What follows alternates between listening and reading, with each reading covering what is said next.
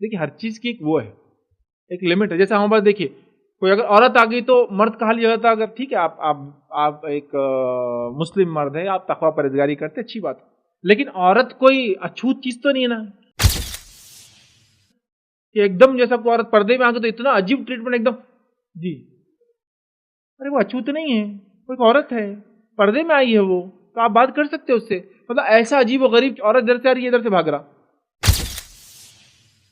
क्यों? तो बोले वो गैर महरम औरतें आई तो मैं दूर चले जाता हूँ। लेकिन नबी अकरम सल्लल्लाहु अलैहि वसल्लम के गैर महरम औरतें आई, आप दूर तो नहीं गए किसी से, तब ज्यादा तकवा आपके पास है। एक साहब ने तो हद कर दी कि मतलब वो आए एक तकरीर के लिए, किसी ने उनको बुलाया, अब वो आए तकरीर देने, तकरीर दे दिए, तो बोले ये रोटियां किसने डाली?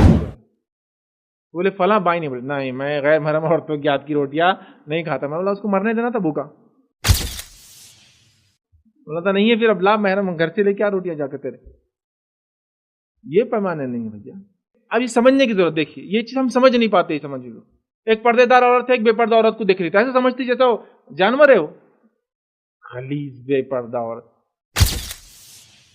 हो सकता नॉन मुस्लिम हो सकता मुस्लिम है लेकिन वो प्रैक्टिकल ना हो सकता प्रैक्टिकल हो तो कुछ और पहन लेता हो, क्या फिर भी मसला होगा भाई। एक इतना बुरा ट्रीटमेंट मत करो कि जानवर जैसा, उससे भी आखिर समझो उसको कि हम पर्दा कर रहे, ये भी किब्र है, फिर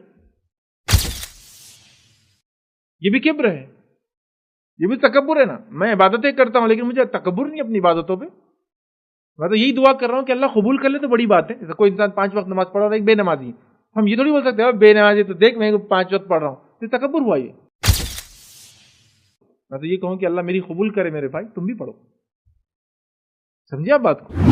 ये चीज तो नहीं है, तो इतना अजीब बिल्कुल वो रहता है जिसकी कोई इंतहा नहीं। मिसाल के तौर पर मैं बता रहा हूं प्रैक्टिकली, मस्जिद के सामने से एक मरतबा मैं खुद मस्जिद से बाहर निकला और एक एक्सीडेंट हो गया। एक लड़की जो गाड़ी चला रही थी और उसकी वालदा जो पीछे बैठी थी, दोनों आए और वो मस्जिद के सामने जो डिवाइडर होता है उसको आगे टक्कर मार दिया। वजूहत क्या पता नहीं क्या हुआ, उसको चक्कर आ गए, क्या हो गया, एक्सीडेंट हो गया। अब पूरा मजमा खड़ा हुआ, पैर अटका हुआ उसका, बुरखा उधर फंसा हुआ है उसका चेन में, ये देखो अम्मी का हाथ इधर दबा हुआ है, एक आदमी हाथ नहीं लगा रहा। औरतें ना पर्देदार, इसलिए मरने तक देखते रहेंगे या उनके घर वाले आएंगे तो उठाएंगे, अपन तो नहीं उठा सकते। अरे भाई वो बॉम्ब नहीं है, फटने वाली नहीं है हाथ लगाने से, आप हाथ लगा सकते हैं, शरई मसला है, अभी गिरी हुई है बेचारी, हाथ लगाना है।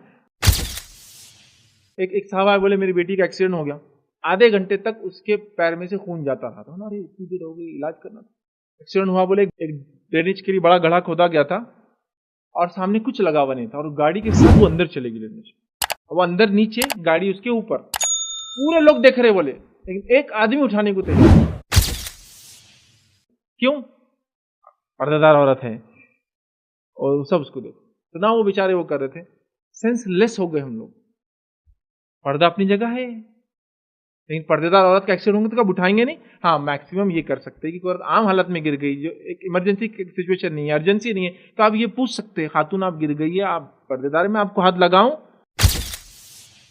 इतना उसको खड़े खड़े गिर गए तो यहाँ तो कोई रिस्क नहीं है ना, इतना सड़क पे गिरी, ना कोई इमरजेंसी दिख रही है आपको, तो आप पूछ सकते कि मैं हाथ लगाऊं, आप बोले तो यहाँ समझ में आता। लेकिन वो बेहोश हो गई, नहीं उठने दो उसको, पूछता पहले मैं, फिर उठने के बाद में चिल्लाई करी तो काय को टेंशन लेने का अपने को। हाँ पड़े रहो खाला तुम, उठे क्या, पानी डालो उनके ऊपर, वो करो, दूर से पानी डालो, भी तो फट सकती ना कभी भी। पर्दादार औरत से बोले तो ब्लास्ट हो जाएंगी कभी, तो उठ गई, हाँ उठाऊं क्या, आपको पूछना है। अगर वो बेहोश हो गई फिर तो कोई आपके पास चारा ही नहीं, उसको उठा के आपको दवाखाने ले जाना है। मतलब बहुत अजीब हो गया।